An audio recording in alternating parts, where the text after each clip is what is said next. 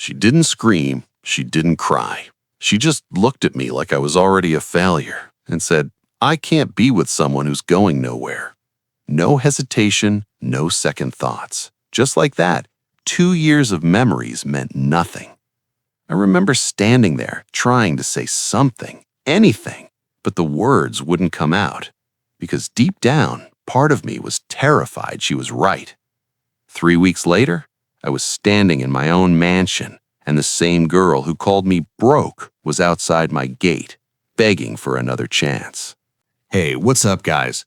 Before you judge this story, I need you to feel it. Have you ever given everything to someone, believed in a future with them, only to watch them walk away like you were holding them back? Yeah, that kind of pain doesn't just hurt, it rewires you. Because this isn't just a breakup story. This is about what happens when someone bets against you right before your life changes forever. And trust me, the way this all comes full circle, it's brutal. So let me take you back. I was 24 at the time, barely keeping my head above water. Rent was always late, my bank account looked like a joke, and my car, yeah, it sounded like it might break down any second. From the outside, I looked like I had no direction, no stability, no real future. But what nobody saw was the obsession. Every single night after work, while everyone else was relaxing, I was locked in, learning, building, chasing something I couldn't even prove yet. No results, no guarantees, just this gut feeling that I was getting closer. And then there was her. She came into my life when things were messy, and at first she made me feel like maybe I wasn't crazy for dreaming this big. She'd smile and say, "I love how driven you are." But slowly, that admiration turned into doubt.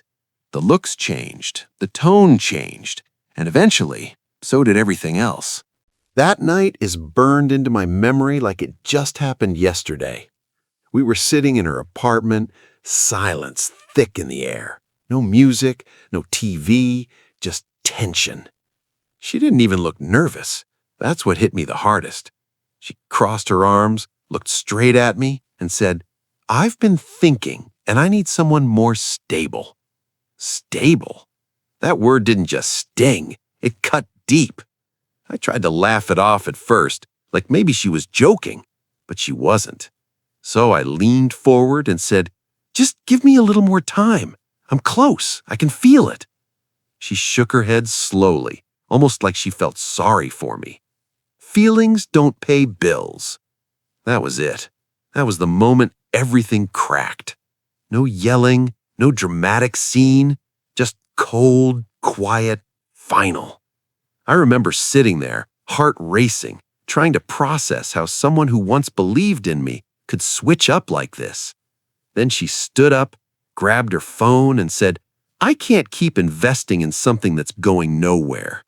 Something, not someone, something. That word stayed with me. I walked out of that apartment feeling smaller than I ever had in my life. Like all the late nights, all the sacrifices meant absolutely nothing. And for a moment, just a moment, I almost believed her. Maybe I was delusional. Maybe I was just another guy chasing a dream that would never happen. That doubt? It was loud. But underneath all of it, there was something even louder, a voice that refused to let me quit. A voice that said, "Prove it." That night, I didn't go home and scroll. I didn't call my friends. I didn't try to distract myself. I sat in my car, in complete silence, replaying every word she said. Going nowhere, not stable, wasting time. Each sentence felt like a weight pressing down on my chest. And then something inside me snapped. Not in a loud, emotional way, but in a quiet, dangerous way. I made a decision right there. I was done explaining myself, done seeking validation, done needing anyone to believe in me. From that moment on, it was just me versus the version of me she saw. I went all in. No days off, no excuses. I cut distractions like they were poison. While the world slept, I worked. While people talked, I executed. Every rejection turned into fuel. Every doubt turned into pressure, and I learned how to carry it. Days blurred together, then weeks, and slowly things started shifting. A small win turned into momentum. Momentum turned into income, and for the first time, I wasn't chasing the dream anymore. I was catching up to it. Fast forward a few weeks, and my life didn't just change. It flipped completely. The same guy who was stressing over rent was now waking up without an alarm. No boss, no pressure, just control. Money wasn't just coming in, it was flowing. Not luck, not a one-time hit. Consistency, systems, discipline. I moved to a new city where nobody knew my past. No one saw the struggle. No one saw the rejection. All they saw was the result. And yeah, the place I moved into, it didn't feel real. A mansion, floor-to-ceiling glass, sunlight pouring in, a view that stretched for miles. The kind of place I used to scroll past online and think, that's for other people. But the craziest part wasn't the house, it was the silence. No opinions, no doubt, no one questioning me anymore. Because for the first time in my life, I didn't need anyone to believe in me. I already proved it to myself. Then, one afternoon, everything came full circle.